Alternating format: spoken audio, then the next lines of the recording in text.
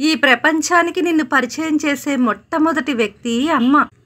నీ జీవితంలో ఎవరు తోడు ఉన్నా లేకపోయినా నీ వెన్నంటే ఉండి ఎల్లప్పుడూ నిన్ను ముందుకు దూసుకెళ్ళమని చెప్పే ఒకే ఒక శక్తి అమ్మకు మాత్రమే ఉందనడంలో అతిశయోక్తి లేదు.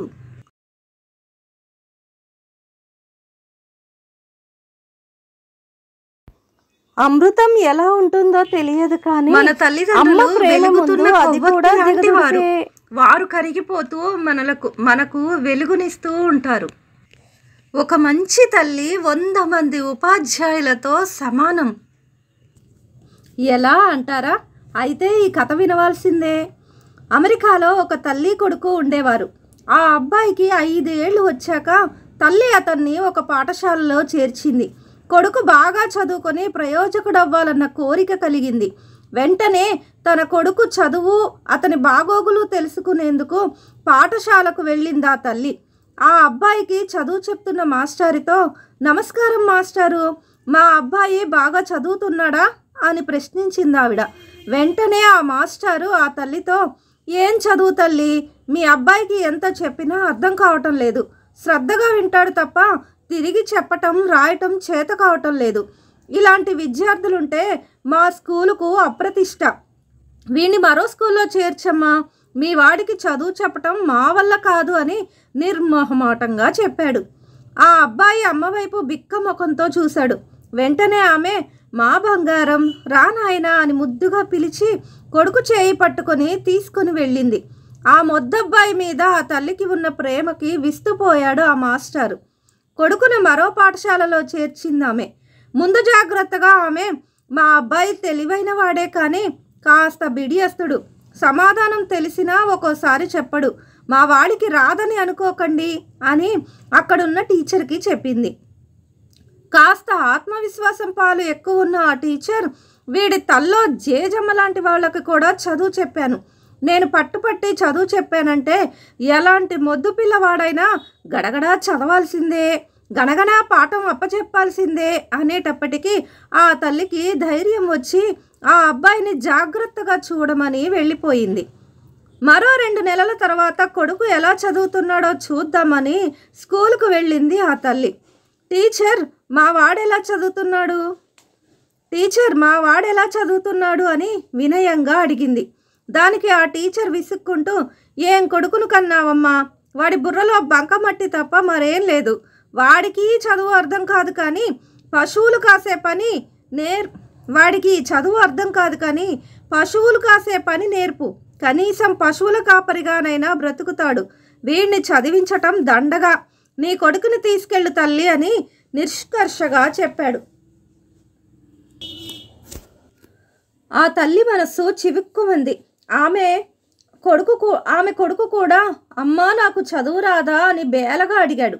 వాడి ముఖంలో అమాయకతకి వాడి కన్నీటికి విలవల్లాడిపోయింది ఆ తల్లి మనసు. వెంటనే ధైర్యం తెచ్చుకొని, నీకు చదువు చక్కగా వస్తుంది నాన్న, నీకు నేను చదువు చెప్తాను, మీ టీచర్లకే చదువు చెప్పటం రాదు అని బుజ్జగిస్తూ కొడుకుని తీసుకొని ఇంటికి వెళ్ళిపోయింది ఆమె. ఆ రోజు నుండి రాత్రంతా మేలుకొని పాఠాలన్నీ చదివి అర్థం చేసుకుంటూ రోజంతా కొడుకుని దగ్గర కూర్చోబెట్టుకొని ప్రేమగా పాఠాలను బోధిస్తూ ఉండేది ఆ తల్లి. ఆ అబ్బాయి ప్రాథమిక విద్య ఆ తల్లి కృషి ఫలితంగా పూర్తయింది. కొడుకు ఎదుగుదల చూసి మురిసిపోయిన ఆ తల్లి మరింత శ్రద్ధగా చదవమని ప్రోత్సహిస్తూ ఆ కుర్రాడికి బాసటగా నిలిచింది. దాంతో యూనివర్సిటీ చదువులో బంగారు పతకాలు సాధించి ఆ అబ్బాయి తల్లికి అవధులు లేని ఆనందాన్ని చేకూర్చాడు. ఆ తల్లి కొడుకుల అనుబంధాన్ని చూసి అందరూ ఈర్ష్యపడేవారు.